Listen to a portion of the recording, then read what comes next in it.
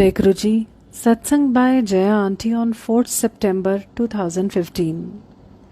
गुरु जी से कनेक्टिविटी बनती है तो इसका उद्गार कई बार हमारे रोने से होता है।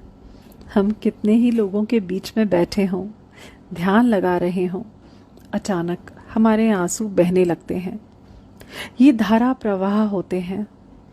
कितनी बार तो हम फक कर रो रहे होते हैं। शुरू में जब मंदिर में किसी को ऐसे रोती देखती तो सोचती शायद किसी परेशानी की वजह से अंदर से टूट गए हों, इस कारण गुरु जी के पास रो रहे होंगे। जैसे कि आमतौर पर होता है, हम अपने दुख को ईश्वर के पास रोते ही रहते हैं। पर जब आंसू निकलने लगे तो समझ आया कि ऐसी कोई तकलीफ तो अंदर थी ही नहीं जिसकी वजह से ये रोना आ रहा हो। उस वक्त तो बस आंसू छुपाने की कोशिश करती रही, नहीं तो सब पूछेंगे कि क्या हुआ।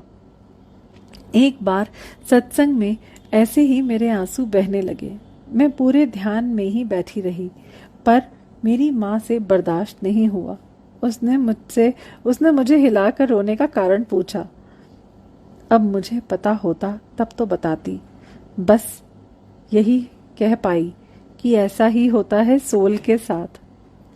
जब से आध्यात्मिक यात्रा पर जागरूक हुई, यही पढ़ा कि सबसे अच्छा रोना वही होता है जब हम ईश्वर के लिए रोते हैं, बिना किसी वजह के। पर महसूस किया कि गुरुजी से जुड़ने के बाद बाहर से देखने वाले को ये लग सकता है कि बड़ी ही दुखियारी है, इस वजह से आंसू निकल रहे होंगे। पर हम अंदर से ये अच्छी तरह महसूस कर सकते हैं कि ये कुछ अलग सा था। ये तभी घटित होता है जब हम ध्यान में होते हैं और ये आंसू हमारे नियंत्रण में नहीं होते। रोना मतलब आप उस वक्त कनेक्टेड हो विधाता से। आपका शरीर जरूर यहाँ है, पर आत्मा परमात्मा के सामने है। अक्सर सोचती हम आपसे जुड़ते ही क्षमा करें, अक्सर सोचती गुरुजी हम आपसे जुड़ते हैं तो हम रोते क्यों हैं? हमें तो खुश होना चाहिए आपको सामने पाकर, क्योंकि उस वक्त ये साफ साफ एहसास रहता है कि ये खुशी के आंसू तो नहीं है।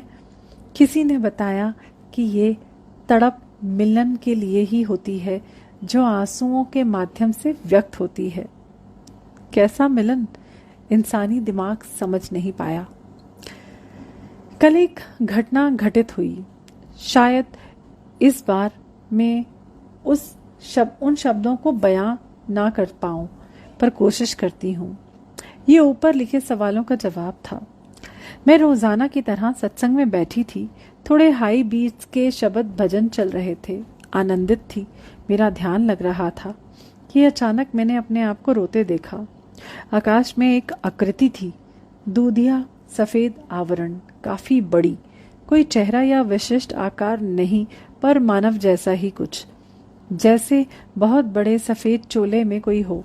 मैं नीचे से अपने दोनों हाथों को इस तरह ऊपर की तरफ फैलाए थी जिससे वो मुझे अपने आलिंगन में ले लें। मैं फूट फूट कर रो रही थी, कह रही थी कि मुझे अब तो अपने आगोश में ले लो। मेरा शरीर ध्यान मुद्रा में ही पूजा घर में बैठा था। मैंने एक बार आंख खोलकर गुरुजी की तरफ देखा भी, पूछा कि आप ही हो ना? पर अगले ही क्षण फिर आंख बंद हो गई और मैं वहीं थी, अपनी बाहें फैलाए। सफेद वृहत आकृति के सिवाय कुछ नहीं था। मैं रोती जा रही थी। ना तो अपने को स्त्री रूप में देख पा रही थी, ना ही पुरुष रूप में, पर ऐसा भी एहसास साथ साथ था कि जैसे मैं बच्चे की तरह अपने हाथ फैलाए इंतजार कर रही हूँ। वो तड़प ऐसी थी जो सदियों से अपने बिछड़े प्यार के लिए हो सकती है। मुझे ऐसा लग रहा था कि बस उन्होंने अपनी बाह फैलानी है और मैं उस सुकून के साथ सदा के लिए उसमें विलीन हो जाऊं। ऐसा नहीं हुआ। तभी तो ये पोस्ट लिख रही हूँ। जब सब कुछ विलीन भी हो गया तो मैं अपने इस शरीर के साथ काफी देर वहां रोती जा रही थी। पहली बार मैंने अपने शरीर और आत्मा दोनों के बोध के साथ ऐसे किसी दिव्य दृश्य को देखा था। मुझे एहसास है कि सृष्टि के किसी प्रयोजन के हिस्से के तहत मुझे जिंदगी बख्शी गई है। मैं हर वक्त उस तड़प का अनुभव करती हूँ जिसे बयान किया है। जिस क्षण कार्य पूरा हो गया वही क्षण मेरी मुक्ति का क्षण बन जाएगा। ये आज और अभी भी हो सकता है और सालों भी गुजर सकते हैं। कब ये घटित होगा ये जानने का हक अभी तक सृष्टि ने किसी को नहीं दिया है, पर मैं उस मुसाफिर की तरह हूँ जो ट्रेन के रुकते ही प्लेटफॉर्म पर उतरने के लिए गेट पर खड़ा रहता है, जिसे ज्ञात है कि अगले किसी भी समय उसके उतरने का समय होगा। एक खास स्थिरता या खुमारी कहें पूरे समय रही। वो तड़प में भी एक अजीब सा आनंद फील कर पा रही हूँ। ये समझ आ गया कि हमारा प्यार ही हमारी मंजिल है। ये प्यार ही वो आनंद है जिसे प्राप्त करने के लिए हम सदा से प्रयास करते आए हैं। अभी भी हमारा हर काम इस कारण ही होता है कि वो हमें खुशी दे सकें। हम सारे सुख सुविधा जुटा कर सोच लेते हैं कि अब तो हम खुश हो जाएंगे, पर कहाँ हो पाते हैं।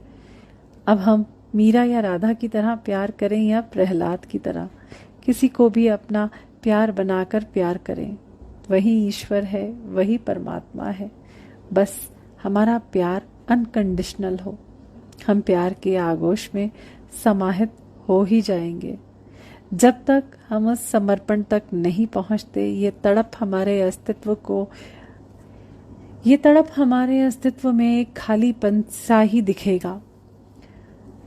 गुरुजी के शरण में हैं तो इतना तो निश्चित है कि हम अपनी मंजिल जरूर पा जाएंगे। गुरुजी मेहर करें, बस हमारी तीव्रता फीकी ना हो। जय गुरुजी।